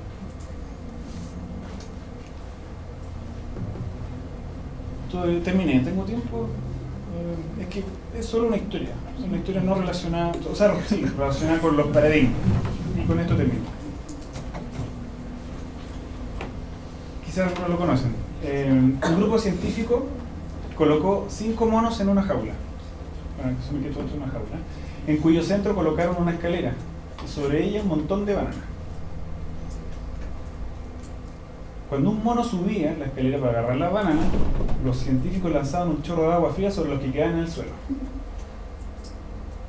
Después de algún tiempo, cuando un mono iba a subir la escalera, los otros lo golpeaban. Pasado algún tiempo, ningún mono subía la escalera a pesar de la tentación de las bananas. Ahí quedaban las bananas. Entonces, los científicos, ¿qué se les ocurrió? Sustituyeron un mono y pusieron uno nuevo. Ahí está el nuevo. ¿Qué hizo el mono? La primera cosa que hizo fue subir la escalera, siendo rápidamente bajado por los otros, quienes le acomodaron tremenda paliza. Después de algunas palizas, el nuevo integrante del grupo ya no subió más la escalera, aunque nunca supo el porqué de tal golpiza. Un segundo mono fue sustituido y ocurrió lo mismo. El primer sustituto participó con entusiasmo también de la paliza. El tercero fue cambiado y se repitió el hecho. Lo volvieron a golpear. El cuarto y finalmente el quinto de los veteranos fue sustituido. Los científicos quedaron entonces con un grupo de 5 monos que, aun cuando nunca recibieron un baño de agua fría, continuaban golpeando a aquel que intentase llegar a la banana. Si fuese posible preguntar a alguno de ellos por qué le pegaban a quien intentaban subir la escalera, con certeza la respuesta sería: no sé, aquí las cosas siempre se han hecho así. Lo siento como... Eso es todo.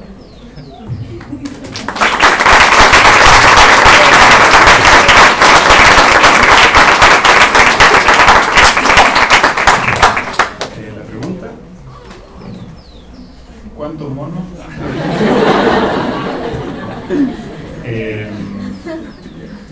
¿En qué paciente desaconsejarían? O no, ¿en qué paciente aumenta el riesgo de parto prematuro al bajar de peso?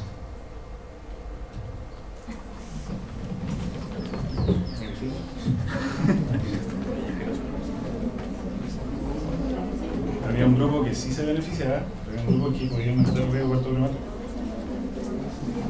¿Cambio la pregunta?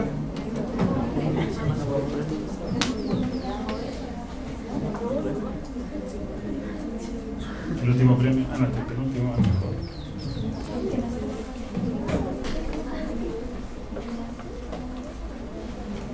No, lo cambio. ¿Ah? Ya, ahí, excelente. ¿Sí? ¿En quién? ¿En qué población?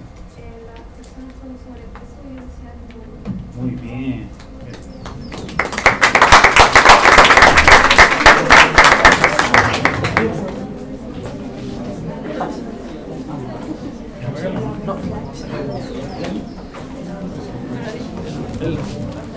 Ahí está el premio. ¿Sí?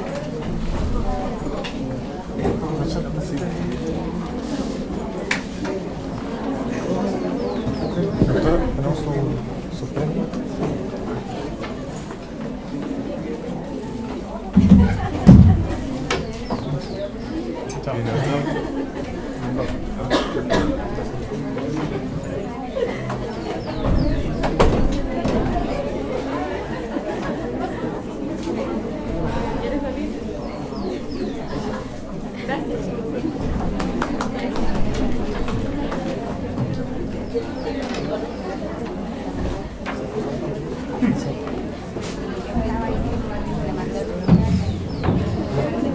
Bueno, a continuación y para finalizar este primer curso de obstetricia, un reconocido traumatólogo del Hospital Puerto Montt nos dará una charla acerca de lumbago en el embarazo, cuándo derivar, diagnósticos diferenciales. Recibamos al doctor Rodrigo Araya.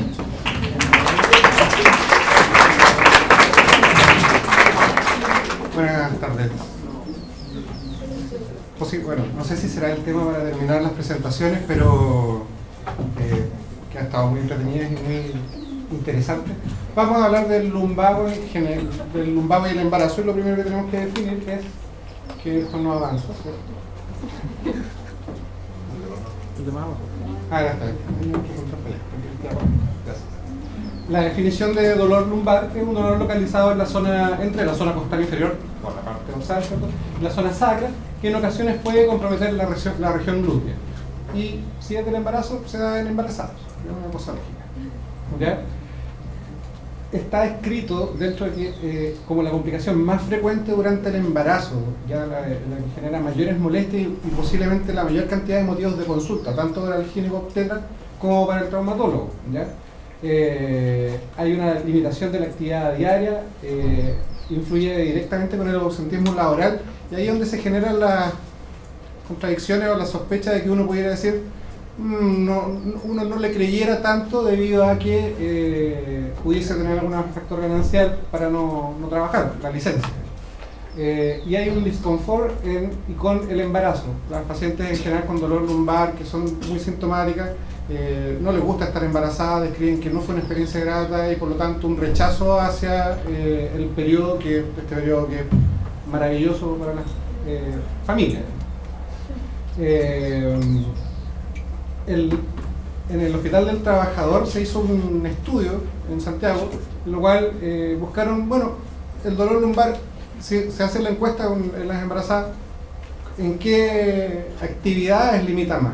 Y el mayor porcentaje lo tuvo en los trabajos en casa, ¿ya? O sea, en los trabajos en casa, la realización de las labores, el cuidado de los niños, y la realización de ejercicios tenían más importancia que el trabajo realmente. Por lo tanto, acá, bueno, sacando un poco de los mitos y leyendas, es un mito en el fondo que sea por ausentismo laboral que quieren tener algo ganancial, sino que realmente, las que realmente tenían dolor, lo que más afectaba era la actividad diaria, en realizar sus ejercicios, en cuidar a su hijo, y en cuarto lugar, el trabajo, ¿ya? Y al final en actividades de entretención. Ahora, se describen dos tipos de dolor lumbopélvico: el dolor en cintura pélvica relacionado con el embarazo y el dolor lumbar relacionado con el embarazo, o sea, dos localizaciones distintas. Y se comprobó, o sea, se ha evidenciado también que hay 4 razones fisiopatológicas que generan generan dolor durante el embarazo lumbar. Las posturas anormales durante el embarazo, los cambios posturales durante el embarazo, el contenido total de agua, cambios en el sistema endocrino y alteraciones vasculares a nivel de las venas epidurales. Esos 4 aspectos se vieron que afectaban o generaban dolor durante el embarazo. Las posturas, todos sabemos que hay un aumento de la lordosis lumbar, ¿ya?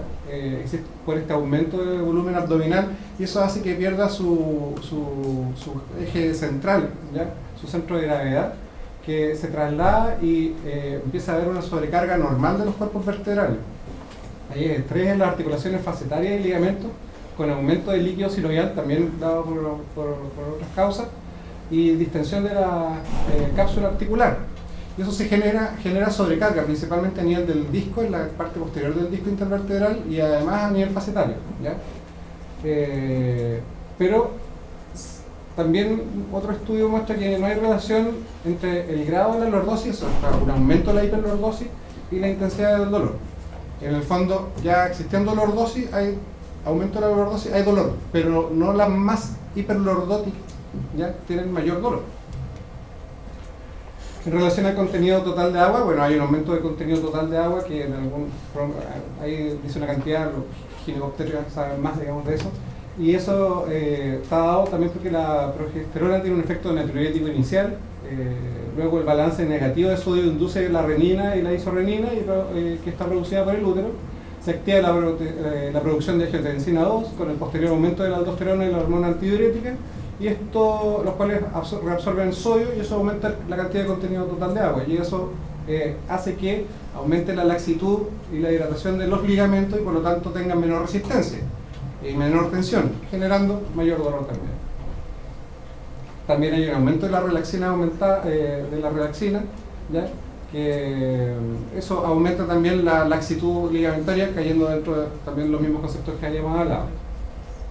Y estudios menos claros mencionan que hay una menor moderación del dolor por disminución de la sustancia P, que habría una menor tolerancia al dolor, pero eso no hay una evidencia muy clara. Y también está asociado a congestión de los vasos epidurales, donde el dolor lumbar nocturno está presente principalmente en la segunda mitad del embarazo. Se genera una hipovolemia relativa por obstrucción de la vena cava inferior y congestión del sistema venoso por hipoxia e irritación de las fibras amilénicas. Entonces, también habría algún tipo de problema. Diagnóstico diferencial. ¿Qué pensar? Porque no porque esté embarazada le va a doler la espalda siempre. Entonces, principalmente hay que descartar otras patologías que eventualmente pudiesen generar molestias y que serían deleterias, serían graves, y tener presente, principalmente analizando por el examen físico y la historia clínica y el tiempo de evolución, con dolores que son previos al embarazo. Primero, el lumbago mecánico, ¿ya? Una mujer embarazada puede realizar una mala fuerza, puede realizar una actividad inadecuada, dormir de mala manera, ¿cierto? Y tener un lumbago mecánico. Tener una lumbociática, pero generalmente traen sintomatología de antes del embarazo. Presentar una hernia del núcleo pulposo también, ¿ya? Puede presentar espondilodiscitis, que es una infección a nivel de los discos intervertebrales, generando dolor, molestia, y hay cambios en el hemograma, con aumento de la temperatura, con fiebre, ¿cierto? O tener algún tipo de espondiloartropatías inflamatorias, ¿ya? Y los síndromes de la cauda-equina, que es un síndrome de irritación con pérdida de fuerza y motora de los nervios bajos en la zona comprometida. Los síntomas principales: aparición de dolor, que habitualmente está dado después de las 18 semanas, dado la mayor intensidad entre las 24 y las 26 semanas. El dolor desaparece después del posparto en un 93% en los 3 primeros meses, ¿ya?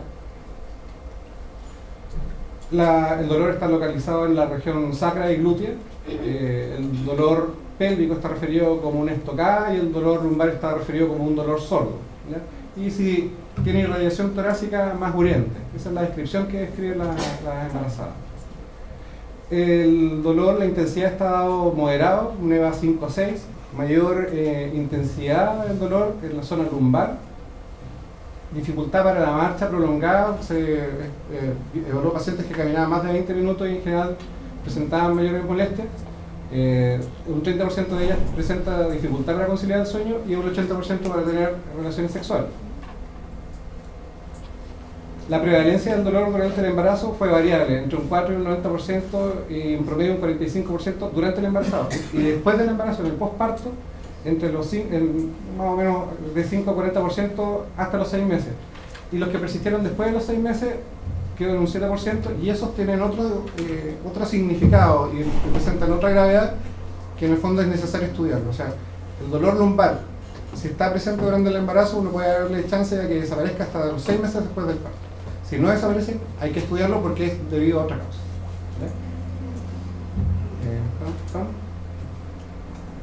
Los factores de riesgo: trabajo laboral con sobrecarga, y el dolor lumbar previo al embarazo y el dolor lumbar en el embarazo anterior, hablan de que existiese otra causa, y eso tiene una evidencia marcada, ¿ya?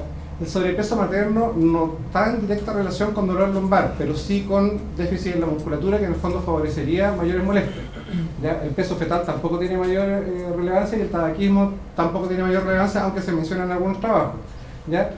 Y no hay evidencia entre la densidad ósea o abortos previos en relación al embarazo. O sea, no por tener una densitometría alterada pueda presentar dolor durante el embarazo. El tratamiento del dolor lumbar en el embarazo causado por estos cambios que se generaron, que es un dolor que ya descubrimos que tiene causas reales y por lo tanto hay sintomatología que es real, Principalmente el tratamiento es de manejo y educación, como mencionaba el doctor Silva, en el fondo favorecer y estimular el deporte. Existe prevención y en el fondo prevención es hacer ejercicio, tener adecuadas posturas, manejo del peso adecuado, ¿cierto? Y si ya está presente el dolor, lo que está demostrado que tiene mayor cantidad de beneficios es la gimnasia acuática. Ahora, el gran problema de la gimnasia acuática es el acceso que una embarazada pueda tener a una piscina. Acá tenemos el lago, pero no es muy recomendable, un poco helado. Existen las almohadas especiales, ¿ya? La acupuntura también tiene una demostración que tiene un buen efecto, pero tienen que ser más de 6 sesiones. Y hay algunos comentarios que mencionan que en el fondo la acupuntura hay que tener bastante cuidado porque alguna estimulación de algunos puntos pudiese favorecer la aparición de parto prematuro, ¿ya? Y la kinesioterapia y la fisioterapia. El reposo en cama no está indicado. ¿Y por qué no está indicado? Porque favorece el sedentarismo, favorece el aumento de peso y además favorece que la paciente se sienta discapacitada. Y lo ideal es que el embarazo no se tome como una discapacidad, sino que es un hecho fisiológico normal. Un tratamiento, entonces, como habíamos mencionado, la gimnasia acuática, lo más recomendable, pero poco accesible, ¿ya? Las almohadas tipo especiales, tipo Oslo, la verdad que eso fue lo único que encontré. No sé qué experiencia tienen de indicar las almohadas los ginecólogos, pero en general los traumatólogos no les indicamos, y lo que indicamos son ejercicios, kinesioterapia y analgésicos. ¿Cuál analgésico? Paracetamol, porque yoga, por supuesto, el yoga estuvo, no como la imagen de allá, porque es un poco yoga extremo, pero el resto del yoga en general también está indicado con ejercicio adecuado y de buena manera, ¿cierto? Ayuda también a mejorar la percepción y la calidad de vida, la tranquilidad, por ejemplo. La acupuntura, lo que ya he mencionado, al menos 6 sesiones está demostrado que tiene beneficio y disminuye, el 60% de ello disminuye la sintomatología. Pilates también está presente y para los expertos en Pilates hay diferentes posiciones, formas, es poco agresivo para la mujer embarazada y también ayuda de forma bastante adecuada. Y el tratamiento kinésico, que es lo que indica uno como traumatólogo, tiene ciertas consideraciones, que es más o menos favorecer ciertas posturas, ciertos ejercicios de elongación, ¿ya? Y se puede aplicar TENS, pero de baja intensidad, y eso no está demostrado que vaya a afectar ni al feto ni tampoco provocar parto prematuro. Hay una serie de ejercicios que en pos del tiempo vamos a pasarlo, y hay una serie de rutinas que en realidad esto sí uno sí le puede... acá. Téngame paciencia, ahí está. Una serie de ejercicios que en realidad son fáciles de hacer por la embarazada y que en el fondo pueden ayudar a mejorar la estabilidad, la musculatura y la flexibilidad de la columna, generando menos molestia y ayudando al tratamiento, ¿ya? Un poco de qué habla la legislación chilena, que durante el periodo del embarazo la trabajadora que está ocupada habitualmente en trabajos considerados por la autoridad como perjudiciales para la salud deberán ser trasladadas sin reducción de sus remuneraciones a otro trabajo que no sea perjudicial a su estado. Por lo tanto, sí se puede modificar el puesto de trabajo sin afectar la remuneración de las mujeres embarazadas, pero que pongan en riesgo la calidad, la salud de la embarazada. Y dentro de eso está levantar o arrastrar o empujar grandes pesos. La gracia es que la legislación nos dice cuáles son los grandes pesos. Trabajos que exigen esfuerzo físico, que incluyen el estar de pie en forma prolongada, que tampoco te habla de cuánto tiempo, ¿ya? Horario nocturno y extraordinario para las personas que trabajan haciendo turnos, por ejemplo, o que la misma autoridad declare inconvenientes para el estado de embarazo. ¿Cuándo derivar? Eso, cuando sospechamos que el dolor no está dado, digamos, por la patología del dolor, específicamente por estas alteraciones durante el embarazo, sino que cuando encontramos alteraciones que nos sugieran otro tipo de patologías, como la que habíamos hablado del diagnóstico diferencial. Cuando hay un déficit neurológico progresivo, como el síndrome de Caudequina, un déficit motor menor a M3, sospecha de hernia, porque en el fondo no se va a resolver la hernia durante el embarazo, pero tiene que resolverse en el posparto. Sospecha de infección, sospecha de tumor, ¿ya? O un dolor severo que sea desproporcionado, o no desproporcionado, pero de una intensidad que limite francamente la actividad aérea y que no responde inicialmente al tratamiento. Y ese tratamiento, que hablamos anteriormente, ¿cierto?, tiene que estar dado por lo menos durante 3 semanas y rechequear posteriormente. Acá hay un pequeño flujograma, que es lo último, que dice lo siguiente: durante el primer trimestre y el posparto, si hay presencia de dolor, se trata de indicar reposo parcial por 2 días, medidas locales como el calor local para ayudar a la relajación muscular, paracetamol y fisioterapia. Si el dolor está presente entre el segundo y el tercer trimestre, hay que manejar el dolor lumbar con lo que habíamos hablado: gimnasia acuática, pilates, fisioterapia, almohadas especiales y nunca bien que paracetamol.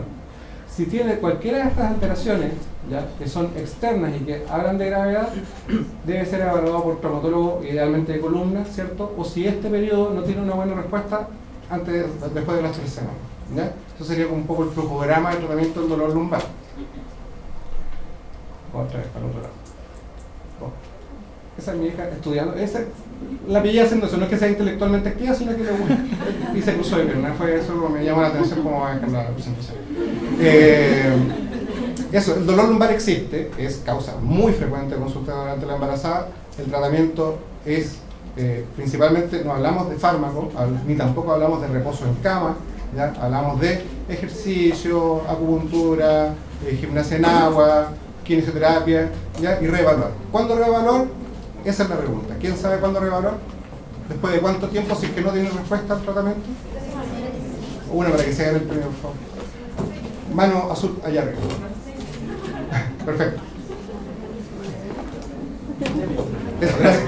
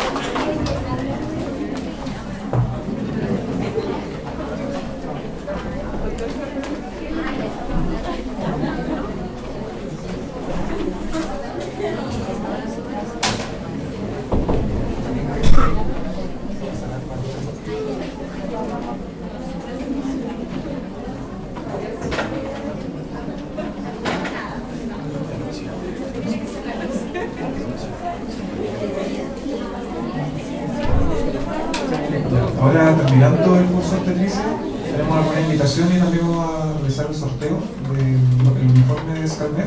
Así que esperen un momento mientras abro la lista de inscritos.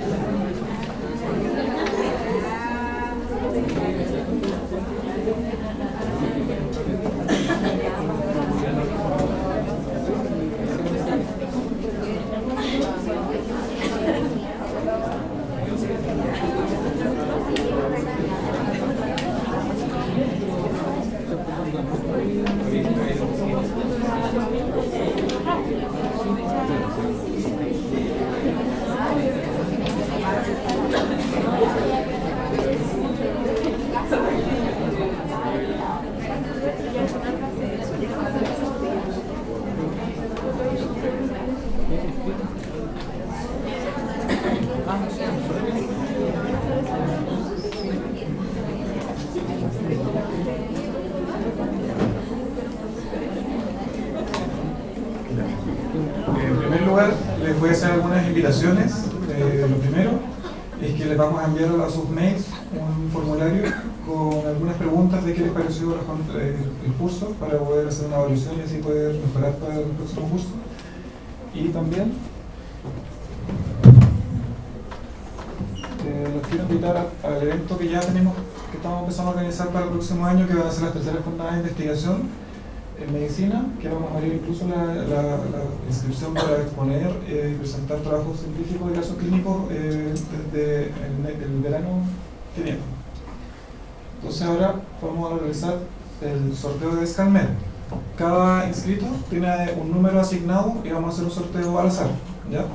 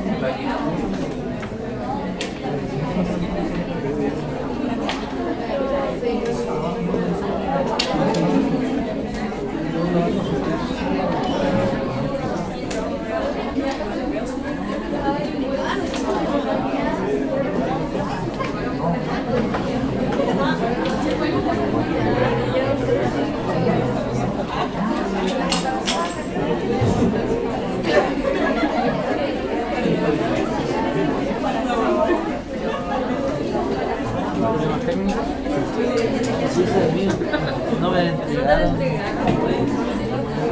Después vamos a hacer una... Pero es que el tuyo tiene que Claro. Oficial. Acá estamos entonces en random.org. El número ganador de 107 inscritos asistentes es el número 103.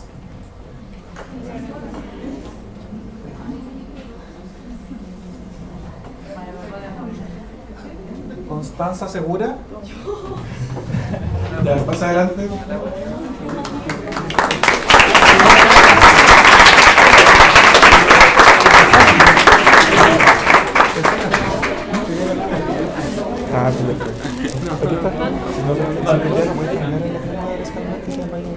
Ya es eso. En la foto. Otro aplauso para ver.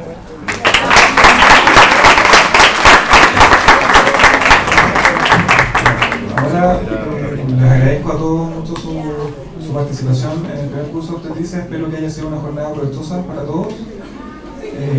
Como equipo de CEMUS estamos muy agradecidos de lo que hemos logrado y de su asistencia en el curso. Ahora los invitamos entonces a recibir sus certificados afuera con el equipo de la sociedad científica. Muchas gracias.